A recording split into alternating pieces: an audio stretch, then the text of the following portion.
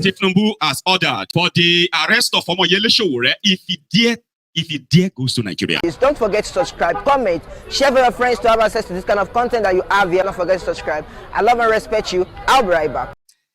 This memo on your screen, I don't know if it is intentionally leaked or it is just leaked like others too, not meant to be in public. It is a memo raised supposedly by one of Tinubu's, what do you call it?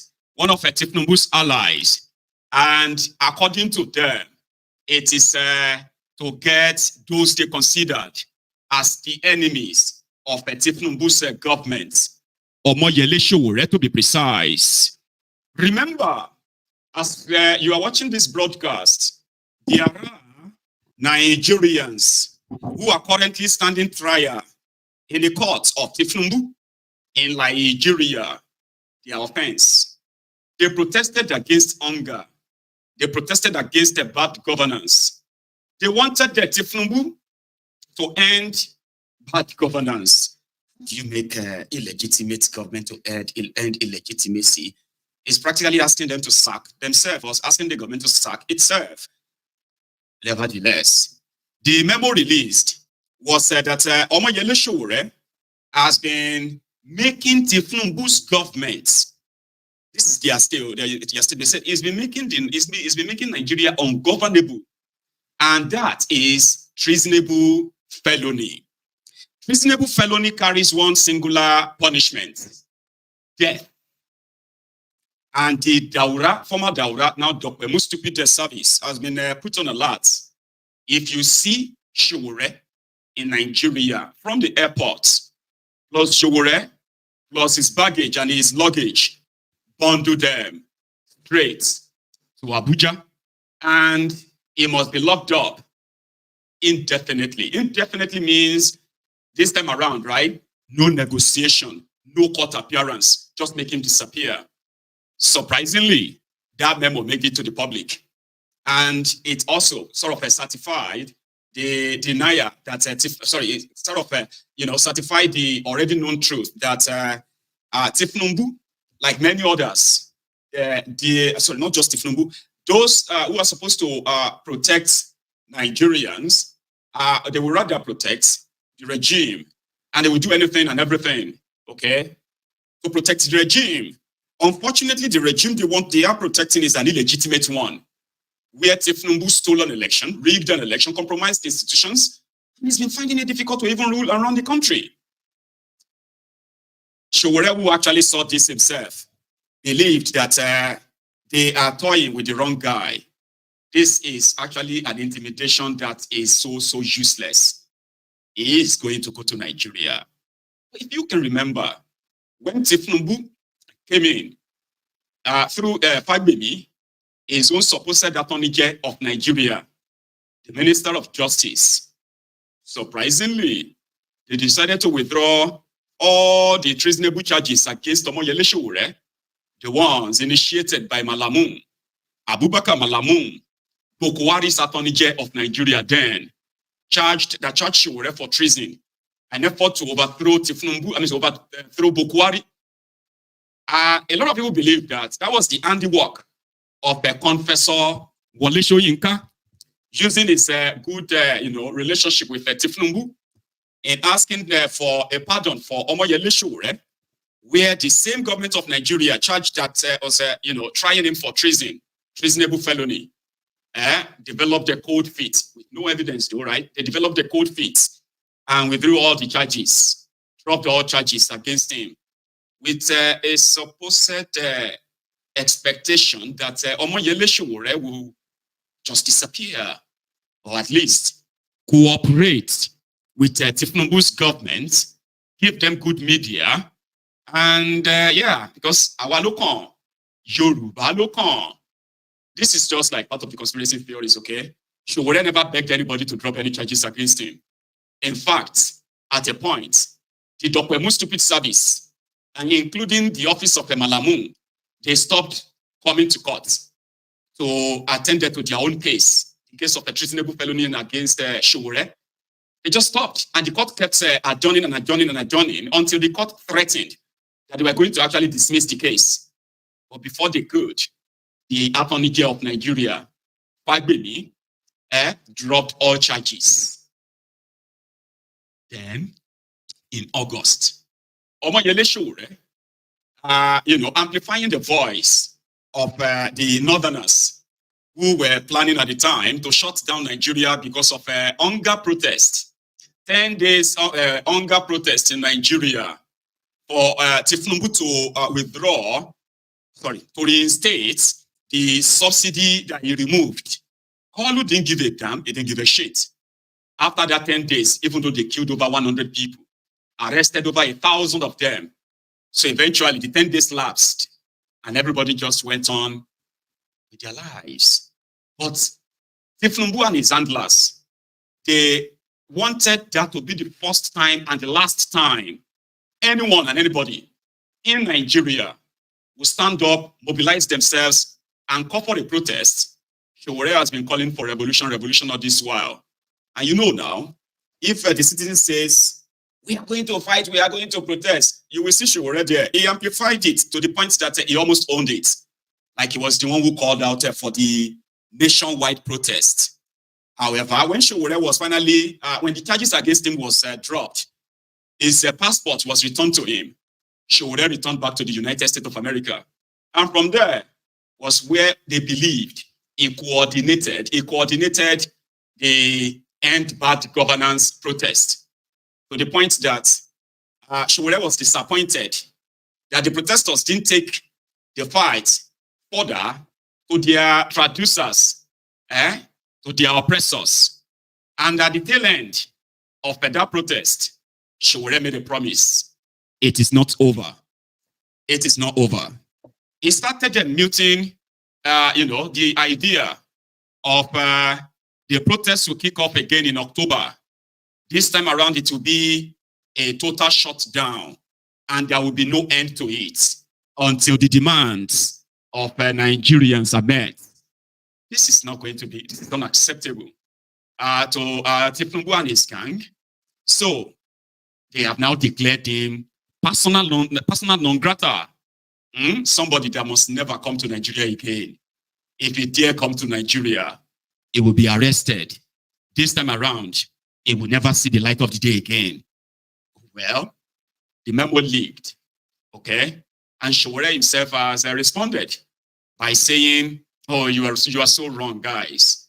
Oh, you are so wrong. Because I will come to Nigeria and you can do your worst. Really?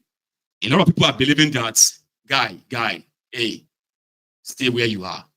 Nigerians are not worth dying for, except if you are just somebody who doesn't really mind losing your life for nothing, kind of. So yesterday, Sowore was on a program that covered the ongoing trial of the hungry Nigerians arrested and being tried for treason. It's only now that it's actually a mockery. If you are arrested for treason, you are likely not going to get bail because the punishment for treason is death. You will be killed. However, the Nigeria judiciary, where you have the judicial bandits that are interpreting the law all the way they want, in a lawless country that doesn't even have any rule of law, they granted bail to hungry people, 10 million naira each bail. Somebody said, if these guys have 10 million naira, do you think they will be protesting that they are hungry? Of course not.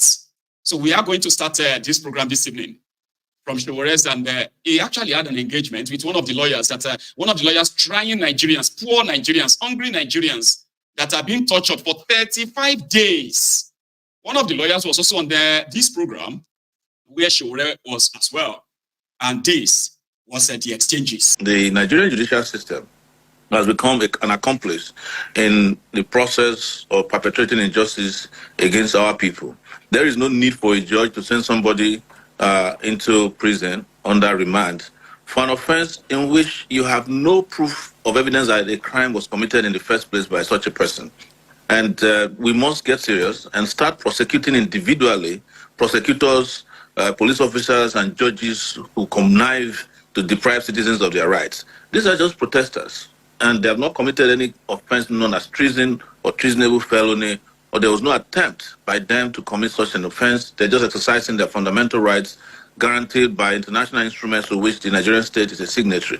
Under a civilian regime, there's nothing to welcome here. We should all be sad, very sad, that this is happening in the first place. So what you're saying now is ab initio, even arresting them is wrong because they just came out to exercise their rights. It was a crime to have arrested them for exercising their rights.